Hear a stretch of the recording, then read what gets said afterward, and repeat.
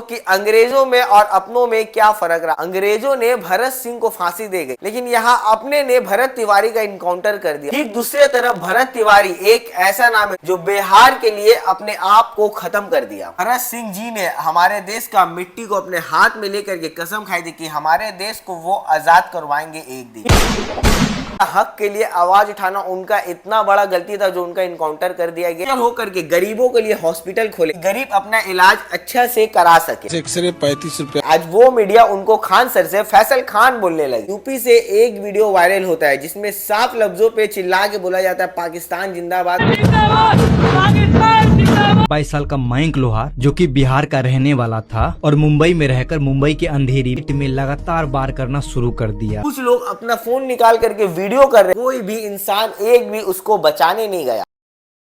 Hey guys, अस्सलाम वालेकुम। तो दोस्तों हम लोग आज ऐसा 5 टॉपिक में बात करने वाले हैं जो देश को पूरा हिला डाला और दोस्तों हमारा देश का माहौल खराब करने का पूरा प्लान किया जा रहा। तो पहला चैप्टर शुरुआत होती है खान सर से। दोस्तों आज की डेट में हमारे इंडिया में करोड़ों स्टूडेंट है और सब एक ही नाम जानते हैं, खान सर। खान सर का जन्म दोस्तों बिहार के एक साधारण परिवार में हुआ था और दोस्तों बचपन से ही उनका सपना था कि वो देश का सेवा करे। उन्होंने इसीलिए डिफेंस की तैयारी की, लेकिन दोस्तों किस्मत को कुछ और ही मंजूर था। डिफेंस में सिलेक्शन ना होने के बाद भी उन्होंने हार नहीं मानी। उन्होंने दोस्तों फैसला किया कि वो देश का सेवा खुद यूनिफॉर्म पहन के नहीं कर सकते हैं, तो लाखों करोड़ों स्टूडेंट को पढ़ा करके पूरा करेंगे। और उन्होंने अपना करियर स्टार्ट किया। और शुरू में दोस्तों ना कोई बड़ा उनके पास कोचिंग सेंटर था और ना ही कोई बहुत ज्यादा उनके पास पैसा था। वो बहुत कम फीस में बच्चों को पढ़ाते थे ताकि उनके पास गरीब से गरीब बच्चा पढ़ सके और सब बच्चा उनके लिए एक बराबर थे। दोस्तों धीरे धीरे उनका पढ़ाने का अंदाज लोगों को पसंद आने लगा। वो मुश्किल से मुश्किल टॉपिक को आसान बना देते थे। स्टूडेंट हंसते हंसते सब कुछ सीख जाते थे। फिर आए दोस्तों वो यूट्यूब पर और उन्होंने अपना लेक्चर धीरे धीरे ऑनलाइन अपलोड करने लगे यूट्यूब चैनल में। दोस्तों देखते ही देखते उनका वीडियोस यूट्यूब पे होने लगा वायरल। और आज का डेट में दोस्तों उनका स्टूडेंट सिर्फ बिहार बोलो या फिर हमारा इंडिया बोलो नहीं है, हर एक जगह में अलग अलग हिस्सों में उनका स्टूडेंट बटा हुआ है। उनका सफर सिर्फ तारीफों से भरा हुआ नहीं था। भी उनका नाम पे विवाद हुआ, तो कभी उनका नाम पे बहस हुआ, तो कभी उन्हें कुछ लोग मिल करके ट्रोल करने लगे, लेकिन फिर भी इन सब के बीच बच्चों को तालीम देना नहीं छोड़ा। लाखों स्टूडेंट के लिए खान सर सिर्फ एक टीचर नहीं है। यही दुर्भाग्य है इंडिया में, अमीर की पढ़ाई अलग है,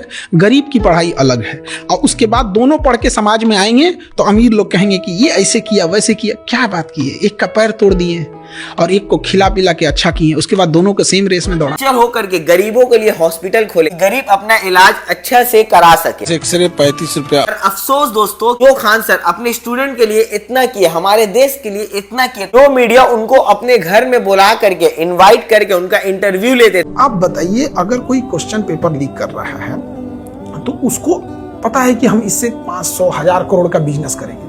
अगर किसी को 1000 करोड़ का बिजनेस का फायदा हो रहा है और उसे 2 साल की सजा ही हो जाएगी तो कहेगा भैया हमारा 3 साल का सजा दे दो। आज वो मीडिया उनको खान सर से फैसल खान बोलने लगी। उनका इतना भी बड़ा क्या कसूर था? और अब आप लोग का क्या कहना है खान सर से रिलेटेड कमेंट बॉक्स में जरूर बताएं। अब हम लोग आते हैं दोस्तों चैप्टर 2 में। मुहर्रम के जुलूस में यूपी से एक वीडियो वायरल होता है जिसमें साफ लफ्जों पे चिल्ला के बोला जाता है पाकिस्तान जिंदाबाद।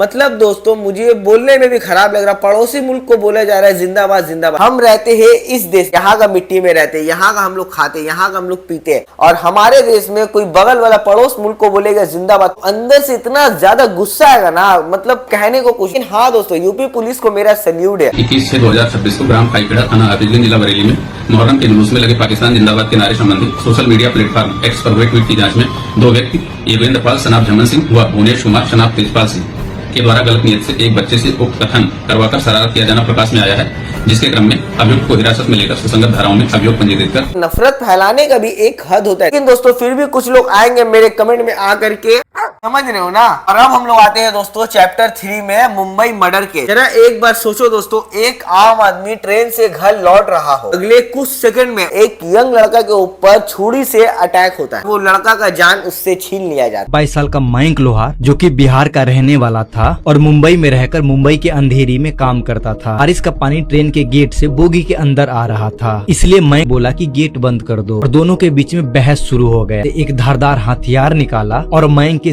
पेट में लगातार वार करना शुरू कर दिया और ये तब तक वार करता रहा जब तक मैं की जान नहीं चली गई। इंसिडेंट के बाद सोशल मीडिया पे अलग अलग क्लिप वायरल होने लगा। किसी ने पर्सनल दुश्मनी बताया दोस्तों, तो किसी ने हेट क्राइम बताया। लेकिन सवाल ये दोस्तों, कुछ लोग अपना फोन निकाल करके वीडियो कर रहे थे, लेकिन अफसोस दोस्तों उसको जब मारा जा रहा था तो कोई भी इंसान एक भी उसको बचाने नहीं गया। एक माँ का अंदर का तकलीफ आप लोग देख सकते हो। हम लोग आते हैं चैप्टर 4 में। एक बार सोच के देखो दोस्तों, आपकी शादी होने वाली हो, आने वाली फ्यूचर का सपने सजा चुके हो, आप जिसके साथ अपनी पूरी जिंदगी बिताने हो, वो इंसान अगर आपको मौत के रास्ते पे ले जाए तो नितिन अग्रवाल और सिया गोयल की एंगेजमेंट हो चुकी थी और दोस्तों कहा जा रहा था कि शादी की तैयारी जोर शोर से हो रही। 17 करोड़ खर्च होने वाला था। नितिन और सिया की जिंदगी एक नए सफर के लिए आगे बढ़ रही थी, लेकिन दोस्तों किसी को भी नहीं पता था कि कुछ ही दिनों में सब कुछ बदल जाएगा। एक दिन सिया ने केतन को कॉल करके कहा महाराष्ट्र के पहाड़ में घूमने चलने के लिए। दोनों वहां पे पहुंच गए। कुछ देर बाद खबर आई कि केतन अग्रवाल पहाड़ से गिर गया और उनकी मौत हो गई। शुरू में सबको लगा कि ये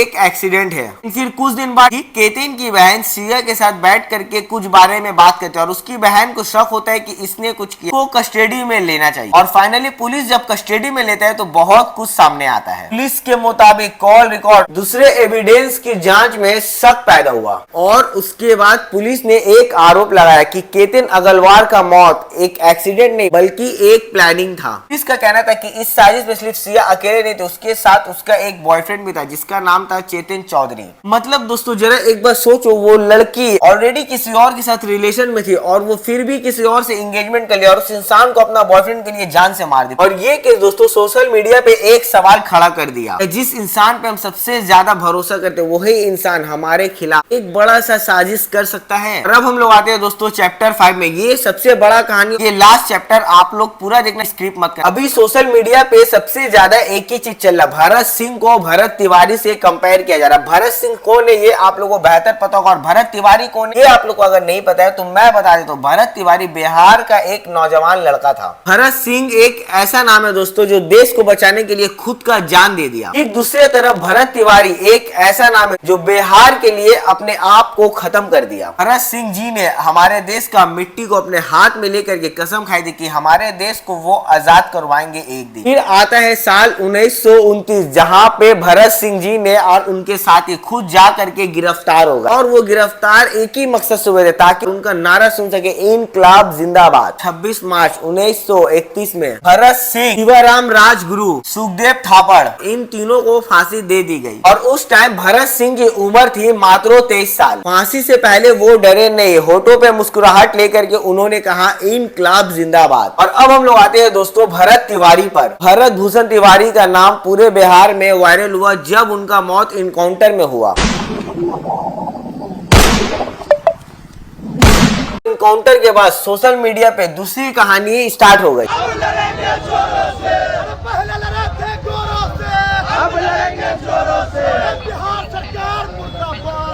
तो कुछ लोग ने भरत तिवारी को सिस्टम के खिलाफ आवाज उठाने वाला बताया, लड़ने वाला बताया। वहाँ बात होगा, बात पे चलिए, सबको दिखने दीजिए। लोग अगले साल बरसात में तकलीफ झेले थे पानी के लिए, उन लोग के लिए इंसाफ चाहता था और बदले में उसको क्या मिला दोस्तों, इनकाउंटर। हक के लिए आवाज उठाना उनका इतना बड़ा गलती था जो उनका इनकाउंटर कर दिया गया। और एक बात बताओ दोस्तों कि अंग्रेजों में और अपनों में क्या फर्क रहा। अंग्रेजों ने भरत सिंह को फांसी दे गई, लेकिन यहाँ अपने ने भरत तिवारी का इनकाउंटर कर दिया। वो भी दोस्तों उस बंदे को एक नहीं 5 गोली मारा गया, 5 गोली। उसका कसूर सिर्फ इतना था कि वो बिहार का डेवलपमेंट चाहता था, सरकार के खिलाफ खड़ा था। समाज में, देश में बदलाव ऐसे नहीं आता। जो भरत जी का सपना था हम वही सपना लेकर आए हैं। उनका सपना था कि जितना पोल लगा हुआ है इस पर लाइट लगना चाहिए। गांव वालों का समस्या यही था कि लाइट नहीं है हमारे गांव में, तो हम लोग अपने तरफ से जितना भी ये पोल देख रहे हैं उस पर आज हम लोग लाइट लगवाएंगे। ऐसे लोगों को हमारा सैल्यूट है। लेकिन यहाँ पे सवाल ये है दोस्तों, क्या पुलिस जानबूझकर इनकाउंटर किया या पुलिस को ऊपर से ऑर्डर आया था उनका इनकाउंटर करने का? ये चीज आप लोग मुझे कमेंट बॉक्स में जरूर बताना। और दोस्तों चलो अब मैं ये वीडियो को इन करता हूँ, मिलता हूँ नेक्स्ट वीडियो में। जय हिंद।